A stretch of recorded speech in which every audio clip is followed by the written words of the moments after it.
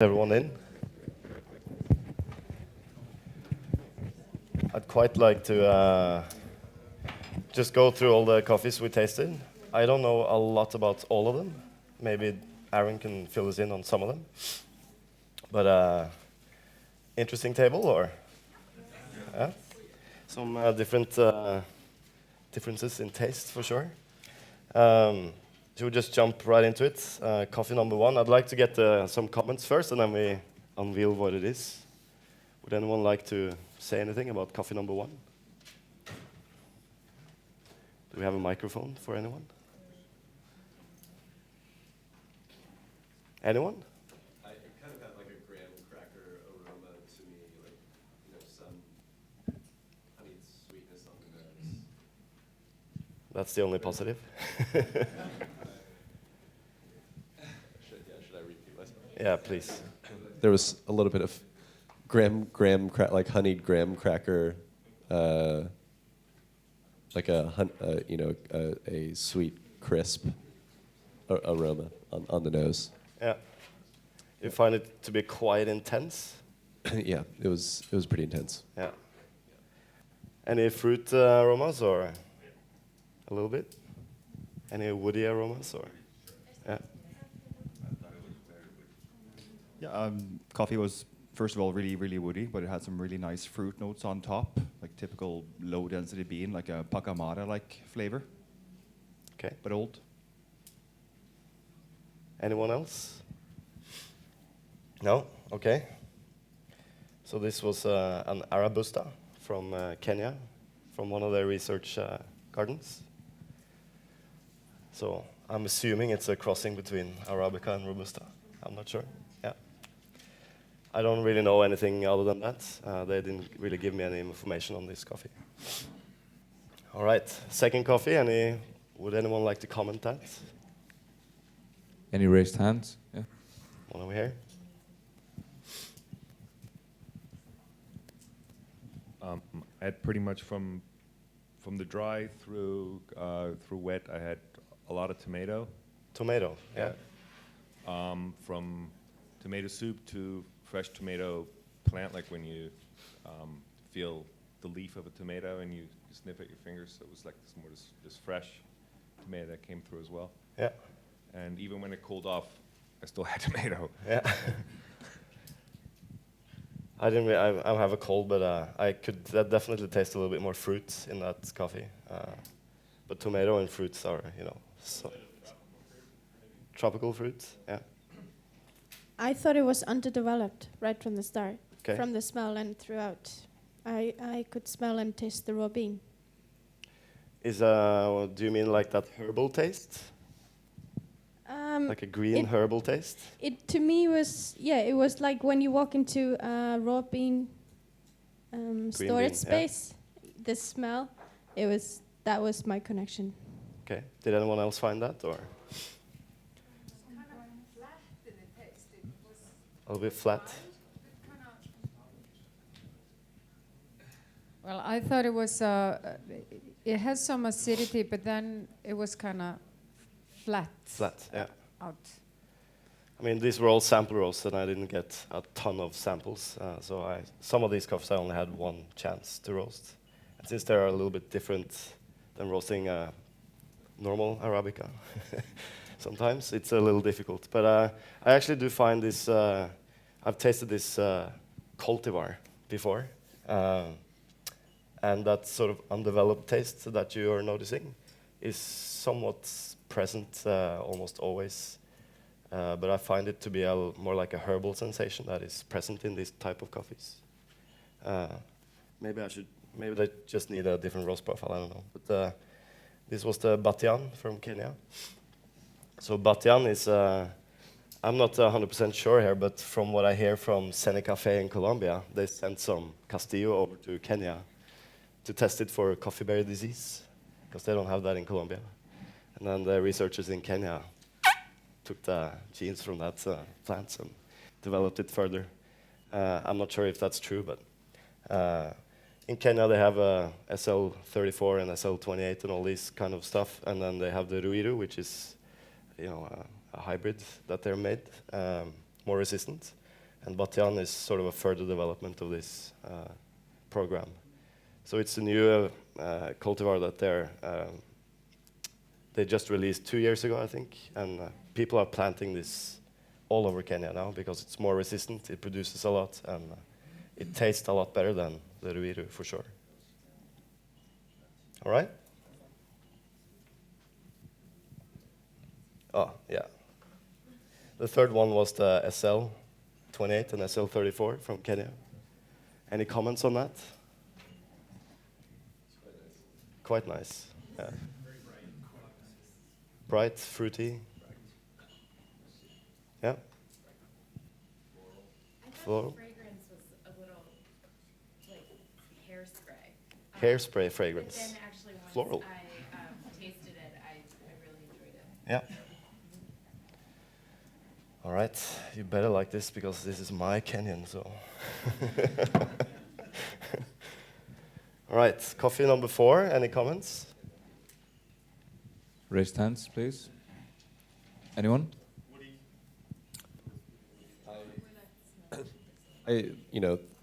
From what I could, I don't know if I was smelling someone else. I smelled cigarette tobacco. Yeah. Yeah, smoky. When I smelled it dry, it smelled like a sea fruit, like a coquille Saint-Jacques, like the like the sea. Yeah. All right. I thought it was astringent. Astringent, yeah. Ben, you said something? I thought it was woody. Woody, yeah. This actually, I had quite a lot of this coffee, and I roasted, I think, 4 times, and just could not get it to roast properly. Yeah. Okay. So raise hands if you want to comment. What they're saying. So number 4 was the famous Ruiru 11 from Kenya, and obviously it's a lot worse than the Batian on flavor, but again, this was a little dark roast, I think. All right, over to some better stuff.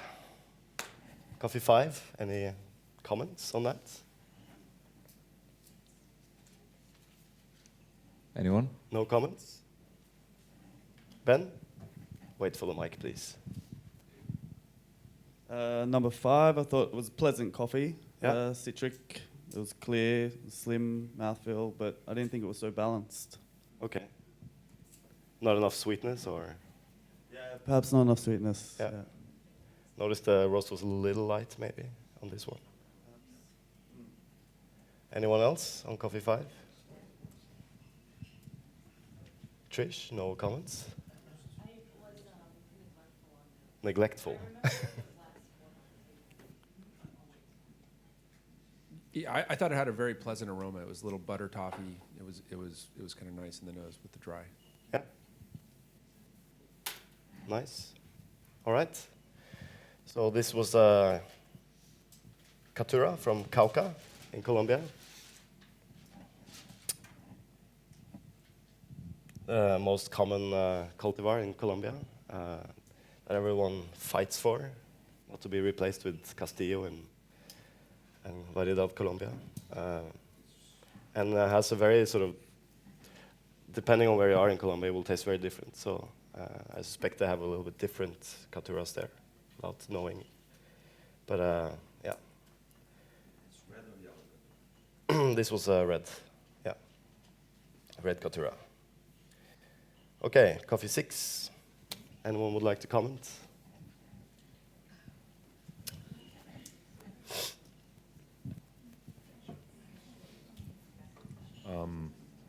Yeah, I liked it.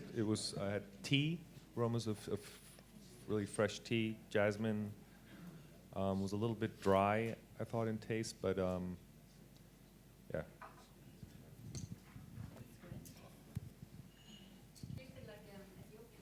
Shh, you have to wait for the mic.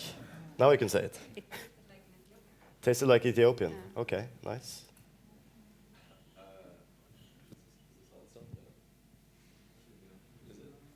Hello? Yeah.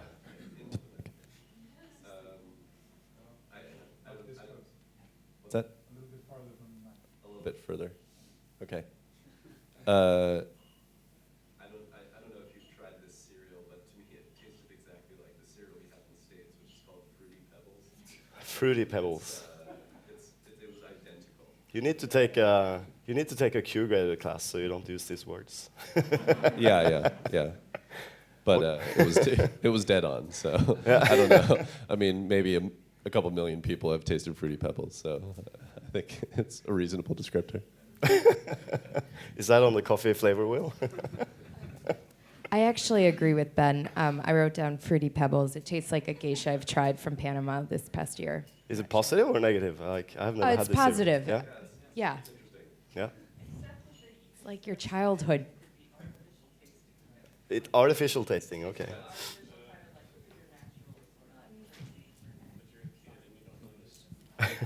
Anyone else on coffee 6? No? Did you find it better than coffee 5? Good, because this is Castillo from Colombia. I've been writing about this on my blog for a long time, that people have to give it a chance. Now you gave it a chance. There are different Castillos in Colombia. There are 9 different released, and they are still working on new ones. But that will take probably another 10 to 15 years before those are released, because they do everything by natural crossings. So this should be from one of the ones that are released already. And they are developed in different areas in Colombia in order to adapt to the different climates and soils that they have. This is from Cauca as well in Colombia. All right, 7. Anyone's interested in coffee 7? Comments? Come on, people. Yeah, it tasted or it smelled of like a swimming pool to me. Chlorine. Swimming pool. Yeah, I don't know. It might have just been the cup, but So chlorine and pee. only if you're in the pools, Tim. Yeah. I find it to be quite sweet. I can't really get the aromatics today because I have a cold, but I find it to be quite sweet. A sort of malty sweetness. Yeah?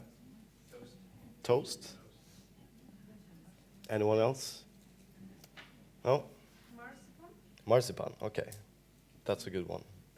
So this is Bourbon Point 2 or Laurinha from Brazil. From Espírito Santo, I think. No? No? Okay. From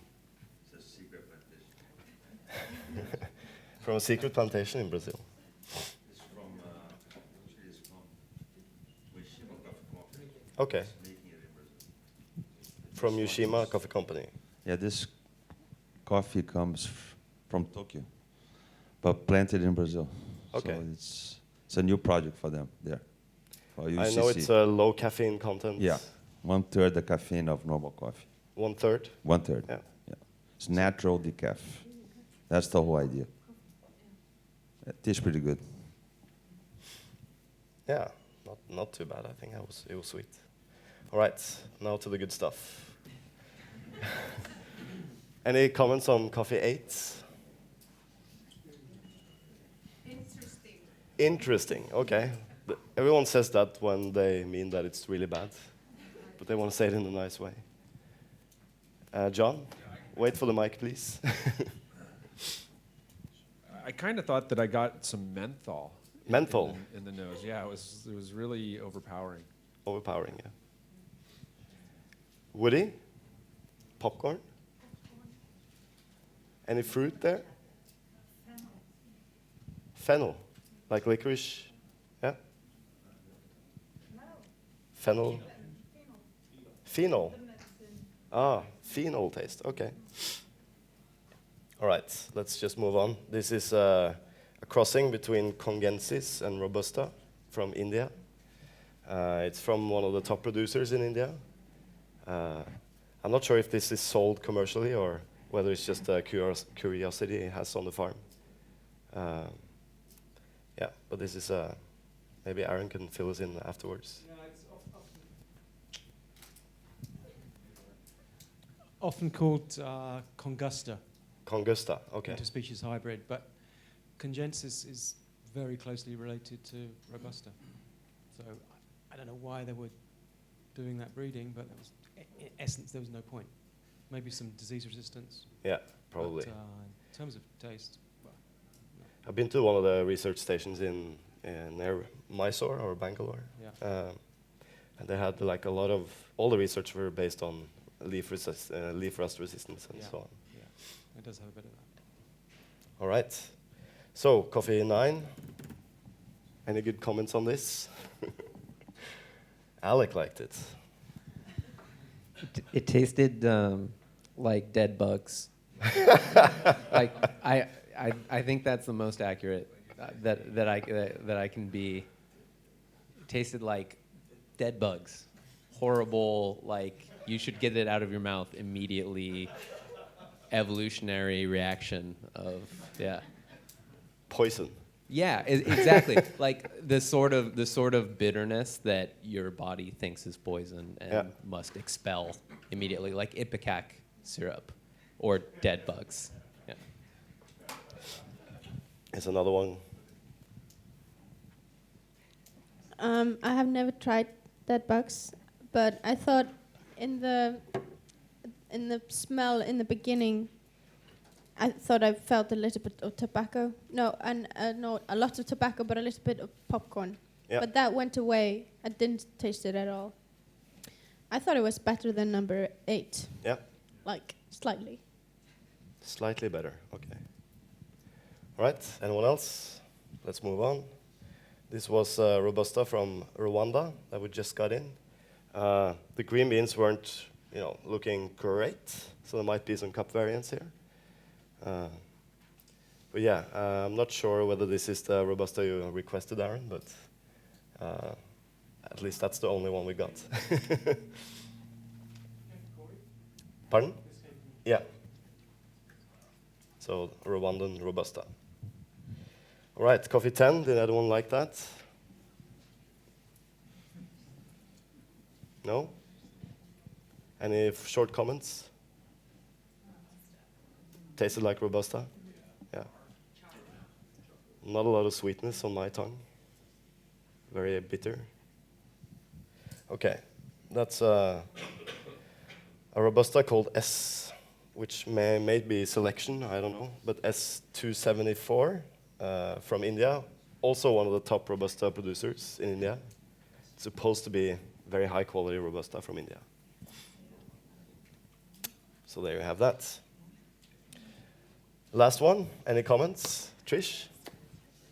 The last one was like so spicy and savory. It was real. I thought it was delicious, although it's probably not something I would go to in the morning and drink. But the savoriness was kind of compelling, and just wanted to like dip a tortilla chip in it. Guacamole. Shem and I were talking about it tasting like beef broth, Yeah. like stock or jus or something like that. Yeah. Very savory, and not clear on whether it would pass the sweetness test because it was so savory. Yeah. Yeah. Strange. On table 4, our table, I don't know if anyone else got this, but to me it was very pulpy, like coffee fruit. Yeah, just quite pulpy. I find that fruit to be like that warm, overripe mango fruit. Yeah. Yeah.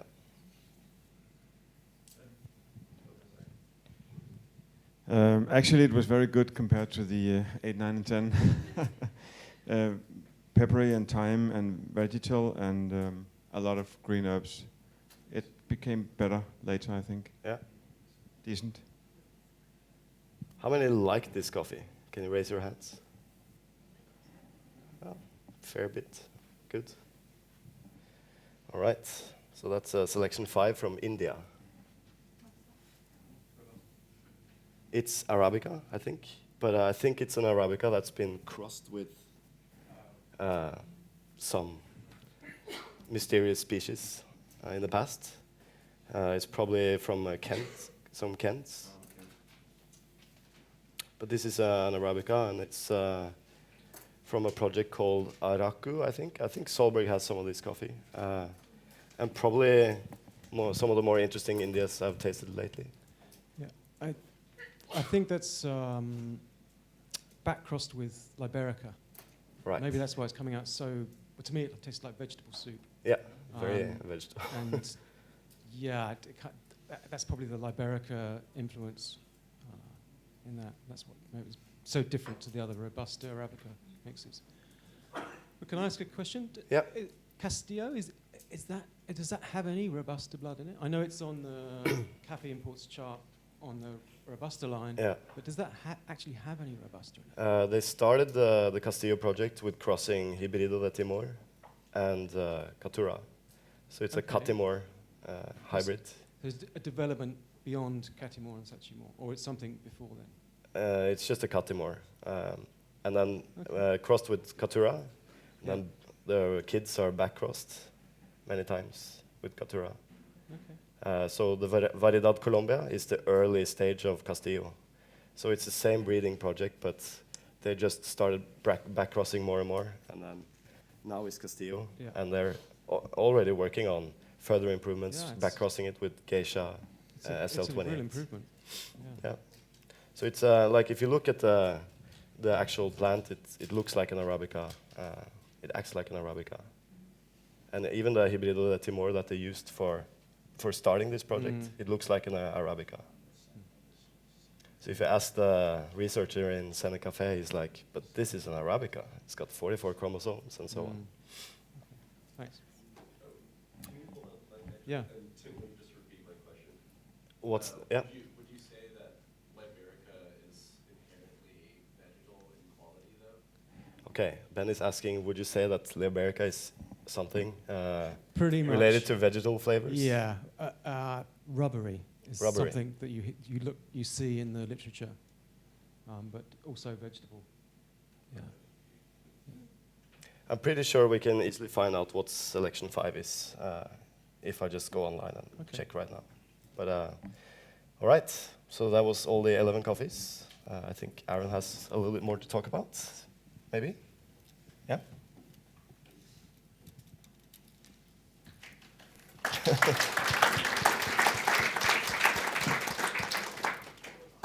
And we have to officially thank all the people who sent us samples. That was very nice.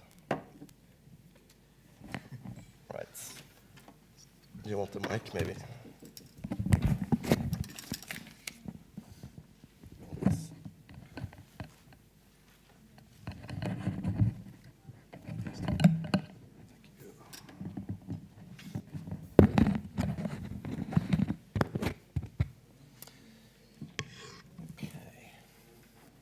So thanks, Tim. That was I found that really very, very interesting indeed. And yeah, thanks to Tim, because it wasn't easy to get those samples. And we had hoped to get a few other wild species, but they're really, really difficult to source. So moving on, we're going to look at the so what. So we've got all that new precision and information. How can we use it to our advantage? What are the opportunities for resilience? What are the opportunities for innovation?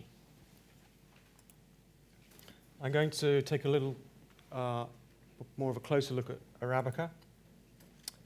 As we know, it's the main crop species worldwide, and it is the chosen one. If people talk about coffee, there's a good chance they're talking about Arabica. If it's the speciality industry, it's Arabica. But there are some issues and there are some challenges. It's a very sensitive species, sensitive to pests, diseases, the weather, climate.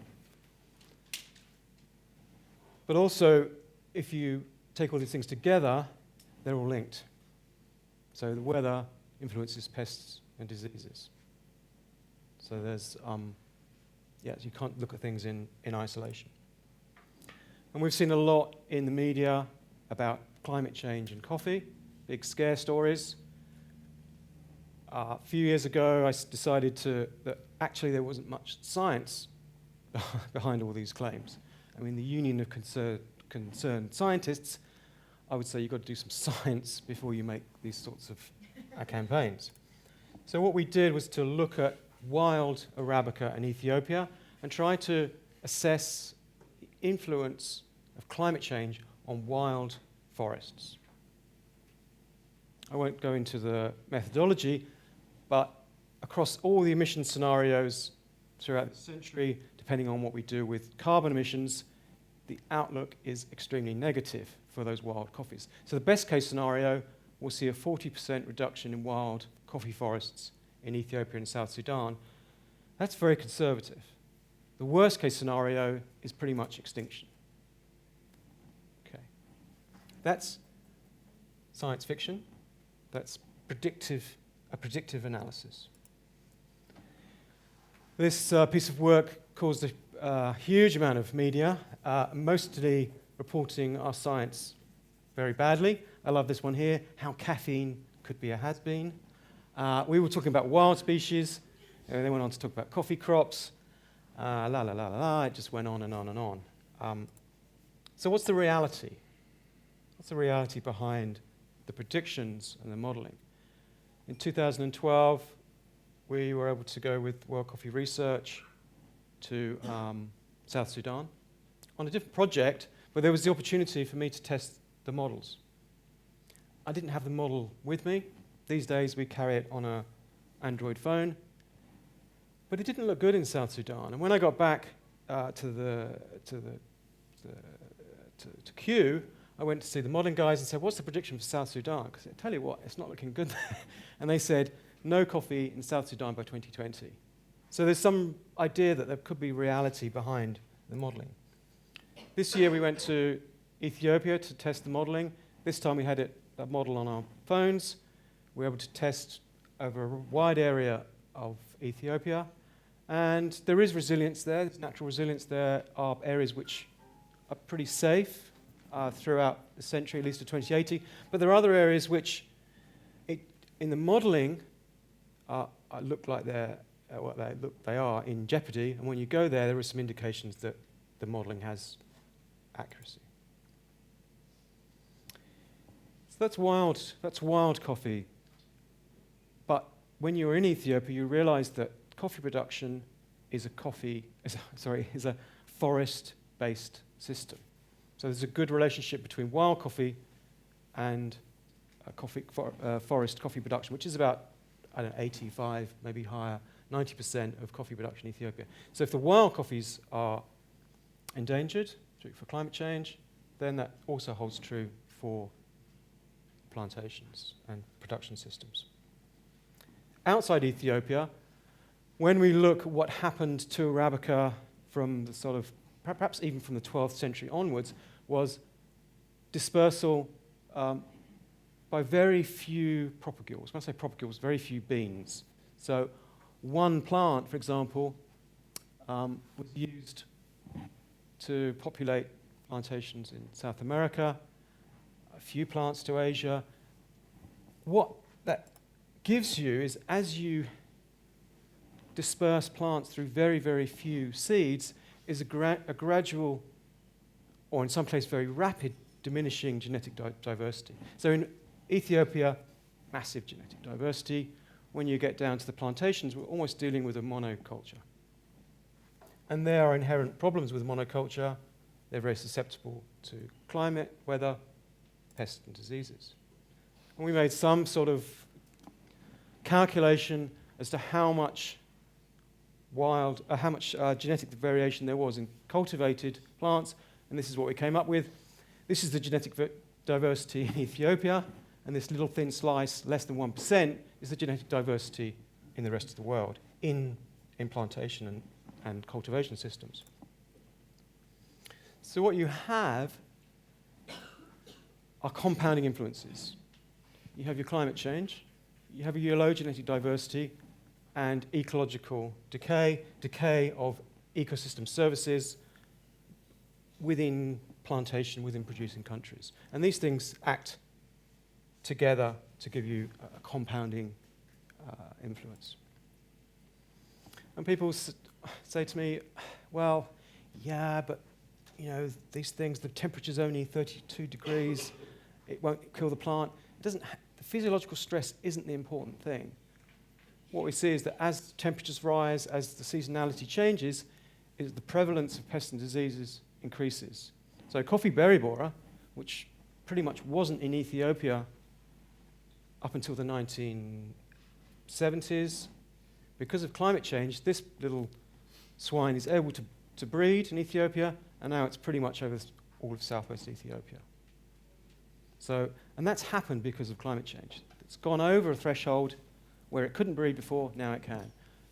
Other things like coffee leaf rust, coffee berry disease, and other things that we actually don't know that well, all become more of a problem as the plants become stressed.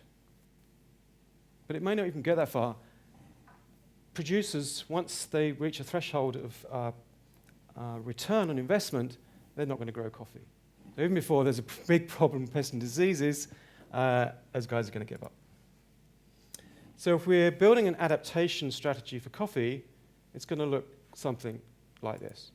So here we have climate change getting worse, the severity, and then here we have the adaptation measures. So if we have a little bit of climate change, maybe we can plant some shade trees, improve the soil, mulch, or maybe put in some more climate-resilient cultivars. If things really step up, then we'll need new cultivars adapted for pest and disease resistance and increased climate resilience. And then if you go to some of the worst case scenarios, probably not even that far, you're talking about different species and hybrids, or relocating. So where you once grew coffee, you're not going to be able to grow that anymore. You find a new region, a new area to grow your coffee. Within country, or maybe some countries will be able to grow coffee where they didn't before. So there'll be winners and losers. But there is potential. If you go to Ethiopia, what you'll see is a huge amount of genetic diversity. And what that genetic diversity gives you is adaptability potential. So in 1 hectare in an Ethiopian forest, you might have 20,000 seedlings. With climate or a pest acting on that amount of standing variation, the potential to adapt is pretty good. But there are limits. And if you look at all these wild populations of Arabica in Ethiopia, each one's pretty discrete. So there's a hierarchical clustering of genetic diversity, huge amount of variation within Ethiopia. And you guys probably are familiar with World Coffee Research. What they're trying to do is to harness the potential within Arabica from wild stock, but also what's in cultivation to improve or sustain Arabica as much as they can without going to more severe options. I'll end my bad news story there, get it out of the way. Let's look at some of the other beverage species. And let's start with Robusta. I don't want to talk about taste. I think we've established that there are some inherent issues there. And we all know pretty much what Robusta looks like. Perhaps what we don't know that it's a very recent crop, at least to Europeans. So it was only discovered as new to science in 1895. That said, when the first Europeans went into Central Africa, from the eastern coast up through the Great Lakes to Uganda, what they encountered was coffee cultivation. So we're talking 1860s, even 1858, and the accounts of Speke and Burton and other explorers was that coffee cultivation was widespread in Uganda and Tanzania at that time. Speke and Grant stayed with King Mutesa for a month. They got rid of a boil on his arm. So what did they do? He gave them some coffee. This is the very first collection of Robusta coffee, at least for Europeans. And I found this by chance in Kew about 3 weeks ago. It's just sitting there in our archives. And there's the original handwriting from one of Stanley's botanical collectors, sent back from Zanzibar to Kew, where it's been sitting in our archives pretty much unnoticed. you'll notice those beans are pretty small. We all know that coffee berries are sweet and tasty, and certainly before coffee was used as a beverage, it was eaten as a food substance. These Robusta cherries were picked green, very mature, boiled, and then dried, and used. They carried them in the backpacks or pouches on long journeys. It was a food substance. And these were given to Grant and Speke to sustain them to their journey to find the source of the Nile. So Burton, Speke and Grant were in Uganda, late 1850s, 1860s, but no coffee came out from that mission, no coffee for production. In 1895 and 1900, Robusta started to come out of Africa. If you look at the history of dissemination of Robusta, it's quite interesting, and I've just put a little bit together here. Some of the information that I found at Kew. Out of the Congo, 1898, to Kew Gardens, grown there for a short time, and then lo and behold, sent to Uganda, where they already have Robusta. I don't quite fully understand that. And then from the Congo to Java. And these guys were amazing. This is the early 20th century. We've got wooden ships, handwritten letters. They were buzzing things around the globe at amazing speed. 9 years later, Robusta comes back from Java, improved, and goes back to Uganda. It just shows you, gives you an idea of how coffee was being rapidly disseminated around the world, not only Robusta, but also Arabica and Liberica and many other species. Here's one specific example. Seeds from the Congo, 1898, sent to Kew to grow up, sent back as seedlings, and by 1903, just 4 years later, we've got plants. But perhaps the important point here is that we've got a Congolese plant growing in Uganda, where they've already got Robusta. So if you're sourcing from Uganda, if you're sourcing Robusta Uganda, what are you getting? Are you getting a Congolese plant? Are you getting a Congolese plant that came from Java, improved? There's a good chance you won't know. This is the spreading type, which is meant to be a wild Ugandan plant, according to the literature, but maybe it's actually Congolese. And you can look at the data sources from various media. These are herbarium specimens, and you'll see that the French in particular were moving Robusta around Africa at alarming speed. This is a letter here talking about a coffee not from Congo, but from Upper Guinea. Yeah, the best coffee. What's this say? Revealing a delicate coffee and an excellent taste. And you often see that, people bigging up their coffees. It's the best African coffee I know at present, etc., etc. And there are lots of examples of that. The point is, the movement of germplasm was rapid and very diverse. But if you look at the total distribution of Robusta, you'll see that it's not just Congolese or Ugandan, it's got a very large distribution. And here we have the beginnings of resilience or a resilience resource. The Robusta grows at low altitudes, in hotter conditions. Arabica prefers a cooler environment in higher altitudes. And of course, you can grow Arabica in places where it's too hot. You can grow Robusta in places where it's too hot for Arabica. And that's one of the reasons why they developed the Arabica Robusta hybrids, is for climatic resilience. But more than that, it's for disease resistance, particularly coffee leaf rust.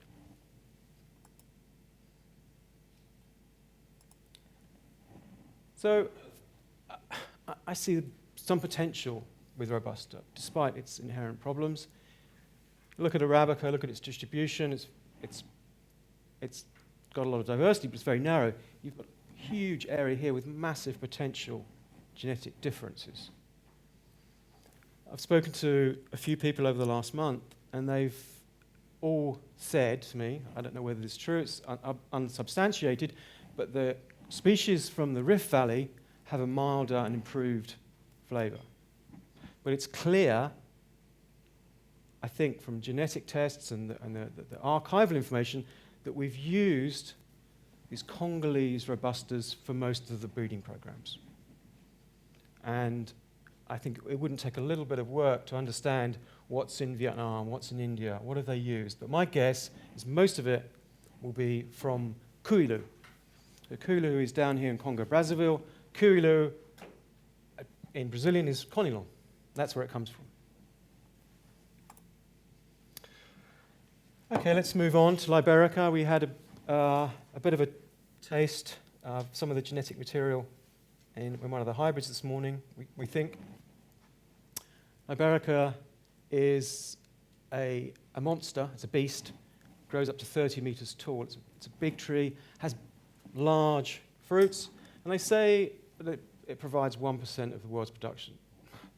Well, if that's the case, how come we couldn't find any for this cupping? I think it's way less than 1% now. It has many-lobed flowers, which distinguish it from Arabica. It has very large fruits. You can see these are about the size of an eyeball, and large, long beans. The berries, cherries stay on the tree for a long, long time, and that was a desired trait at the time because when planters were using this, it wasn't on the floor when they came to pick it. It stayed on the tree red for a long time, and it helped with harvesting. And it's got lots of other good traits, coffee leaf rust resistance, and various other resistant traits.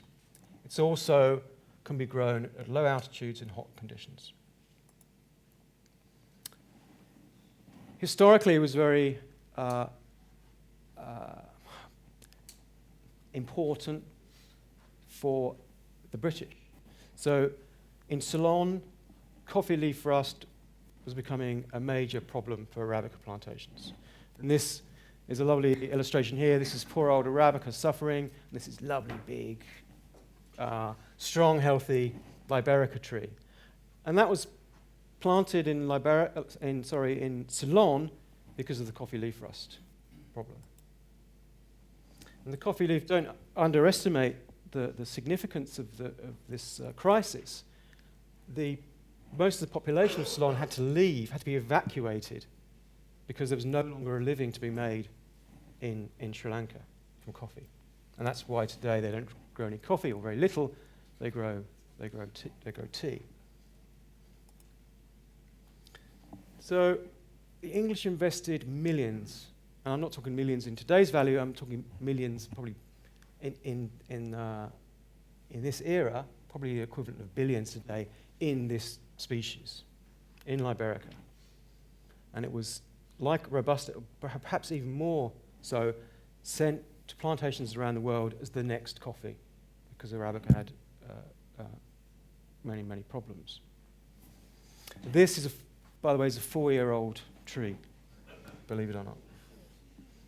And I found this really interesting little book in the Kew Library about Liberica.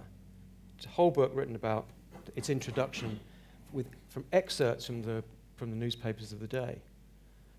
The Brits really, really pushed it, and to the extent where they actually released slaves in West Africa to grow Liberica. They put a really big investment, but they forgot one important characteristic, and that was the taste. You can see that on the forward. Quite tired of it and gave it away. We had 50 pounds, it was pretty disgusting. Another letter, we might get used to it. Arabica's in crisis, we might get used to Liberica. And then another letter, must we drink it? So some really clear issues there, and being hailed as the next coffee, for it to be now less than 1% of production is very telling. And the picture I showed you earlier, let's just go back a little bit, from from Indonesia. This is a little tiny island in Aru, and a colleague of mine found this growing in a very small village. God knows how long it had been there. I said, what does it taste like? And he didn't say anything. He said, like that. So that confirms it for me, I think. So those are two of the sort of bad boys of the species world. What about other species? Where is the potential? Are there species out there which could give us something really quite exciting? And the first one I want to talk about is Nandi coffee, or Mucuna coffee, Coffea eugenioides. And as I said earlier, this is one of the parents of Arabica, and there's a good chance that it's given Arabica some of its really good flavor qualities. As you can see, it's a fairly small leaf species. This is Arabica here on the right. Not very small leaf, but certainly smaller than Arabica. It's actually I've never seen this in the wild, very difficult to find any information on it, very difficult to find good photographs. This is one here I just grabbed off the internet. And it occurs right smack bang on the Rift Valley. Interesting that it's high altitude, but there are also variants which occur at very low altitudes, which implies that it might have some climatic resilience. And this is one of the samples I found in the archives at Kew. This is from 1930s, and I think that was its last showcase in Europe. It was shown at the Great Trade Exhibition of 1930s, and then just sort of seems to have disappeared. This is a Kenyan sample. This is from Nandi. And you just see the seeds, the beans. This is parchment. It's, a third smaller than Arabica. But it can get much smaller than that. The seeds can be very, very small. Even half this size.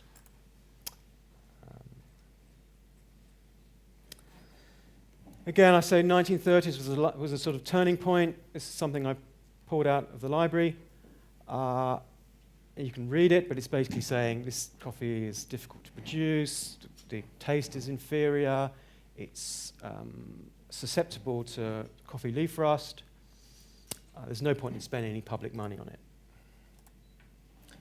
But jump forward to the 1960s, 30 years later, and they're planting. There's plantations of this species. And they're still there. So a few years ago, I had an email from one of the TechnoServe guys saying, what is this? They don't know what it is. I don't know what it is. But it's certainly been grown in quite large quantities, and I think was marketed as mocha, but where it went, I don't know. A few months ago, we had a benefactors dinner, and I asked Union Coffee whether they could source some eugenioides to give our benefactors something unique, something that hadn't been tasted for some time. And they managed to find 900 or 700 grams of eugenioides. They roasted it. We didn't cup it. They didn't cup it. We just went for it and served it. And I said, look, if it doesn't taste disgusting, then we're onto a good thing. But we were pleasantly surprised. I'm not a coffee person per se, but to me it was smooth, it was sweet, it was very nutty, and really enjoyable. The other interesting thing is that it's very, very low in caffeine. So we have Robusta, Arabica, and eugenioides, and it can have as little as 0.3% caffeine. So that's for some sectors of the industry, that's a useful or valuable trade.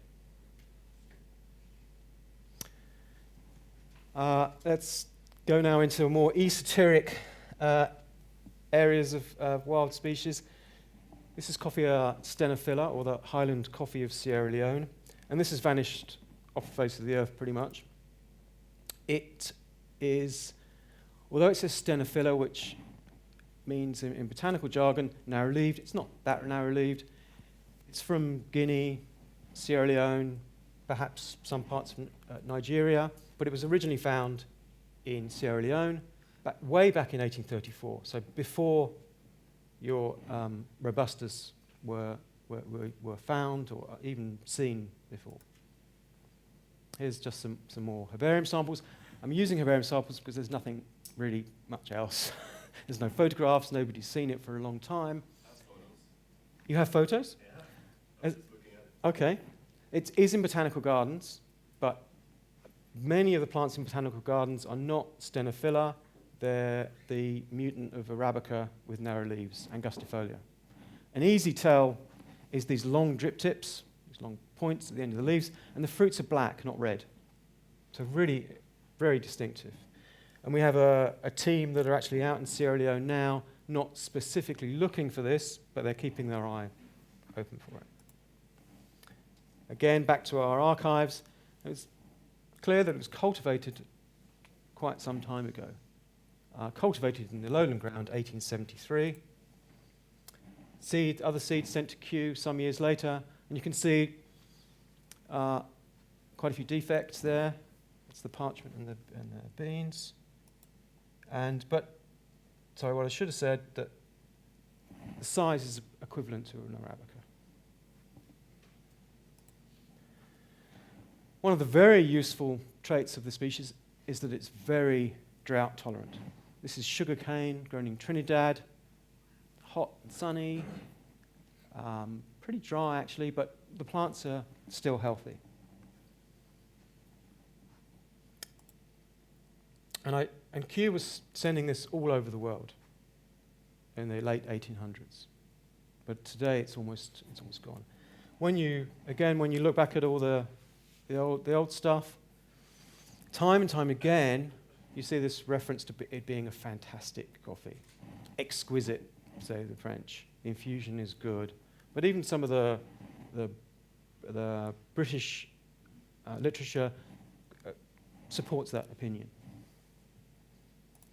On the downside, it's not a big yielder, so there could be issues there. But for the speciality market, where there are other factors to take into account, perhaps there is potential. Okay, so just to sum up then.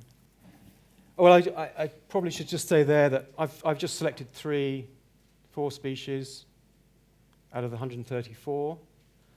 I would say there's probably 20 species in East and West Africa that have beverage potential or have been used as coffee at some point. Some in plantations, some not, but there are lots of other things that are pretty unknown which could have potential. So in summary then, we're going back to our adaptation resilience strategy, call it what you will. And there's a number of opportunities here for resilience. One is the diversity within Arabica, and we haven't really tapped into that yet. And then what I'm really talking about today is the diversity within the coffee genus. And you have to remember that when some of the major breeding programs started, we were here or here, and our knowledge wasn't that great, the precision wasn't good. So lots of the earlier breeding was pretty much a waste of time, like Congusta, for example. I mean, you wouldn't even think about doing that these days. And also, if you're looking within those big variety gene pools, when you do your hybridization, you pick something that has the traits that you want. Taste, disease resistance. So now we're in a much better position. We have a much clearer idea of what we have available for improved crop breeding, coffee breeding. And it's going to be here in West Africa and East Africa that we'll need to look. And you've got 40, 50 species there to play with, and now we have so much more information, but we also have species that we didn't have 20 years ago. Madagascar, well, who knows? I think that's a long-sighted option. But speaking to geneticists about modern breeding techniques, about cutting genes from one species and putting it in another, call it GMO, whatever you like, long term, there could be potential here. We just don't know how the technology is going to evolve.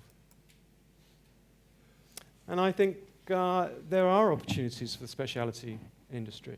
I don't think it's a big investment. I think with a bit of work, it is worthwhile to spend a bit of time on this. And I'll finish there. So thanks for listening.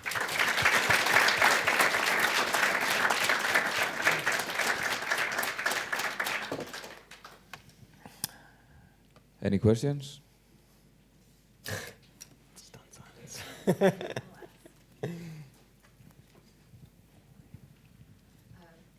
Aaron, based on some of the coffee crisis that's happening in Guatemala and other parts of Central America that are expected to face 60% total loss because of leaf rust, what would you recommend?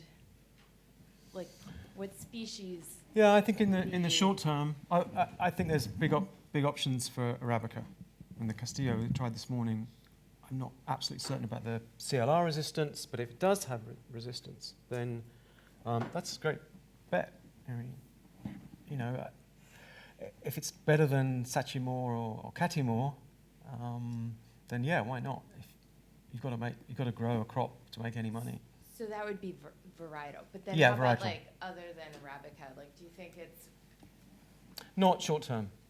No, I think the potential for the wild species is in country of origin, and I don't mean origin in the sense buying coffees. I mean where it grows wild. There's a country like Sierra Leone which has some interesting wild hybrids and Stenophila. Maybe there's potential there to not grow Robusta, but to grow something that has an increased market value and that people see as something desirable. Cool. And the same could be said of Eugenioides in Kenya or Uganda. Oh, this is not a question. I just found what selection 5 is, which was the Coffea 11. It says here it's a cross between Devamashi and S881. So it's a wild Arabica from Roma, Sudan, crossed with Robusta. Okay, so it doesn't have... Yeah, spotted in Coorg in India. What's the source of that?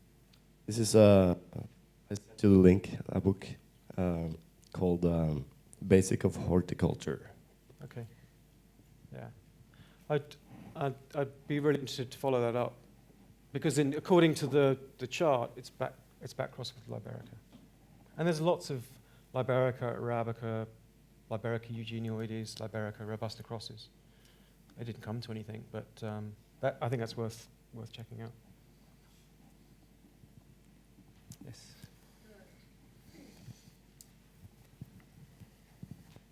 I was just wondering, is the coffee industry and the coffee growers, are they pretty much in the same position as the wine growers?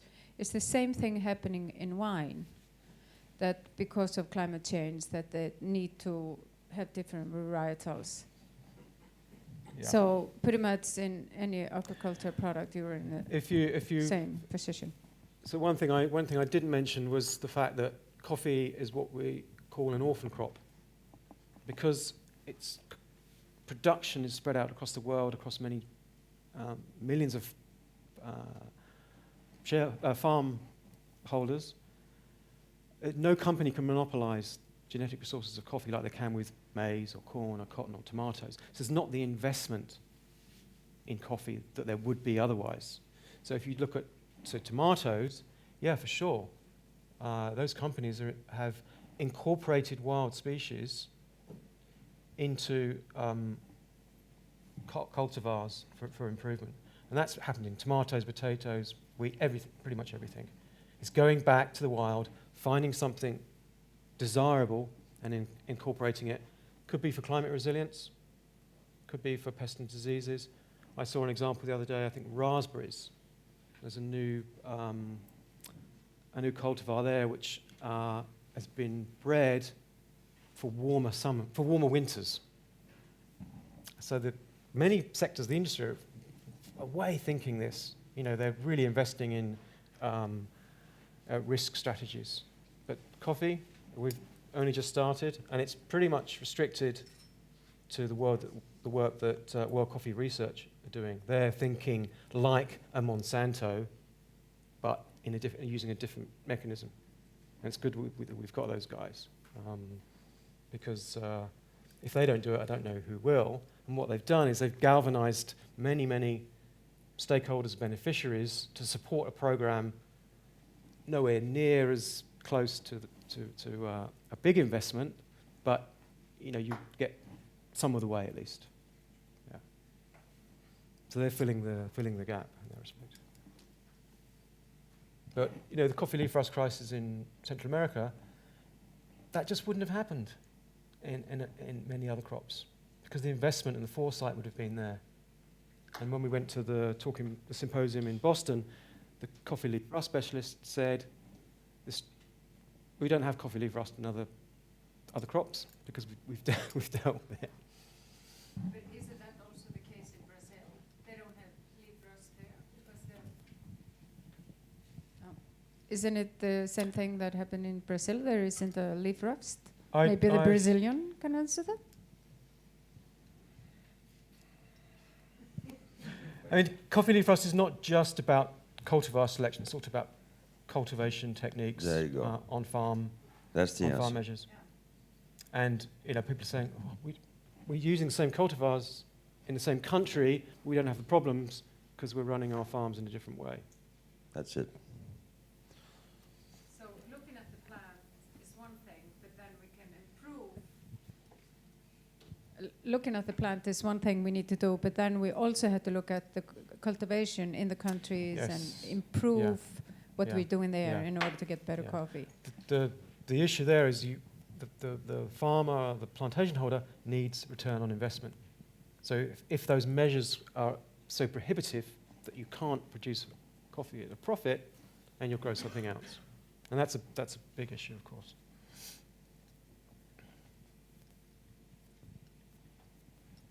Anyone else? Anything? That's good. All right. Let's give a big hand to Aaron Davies.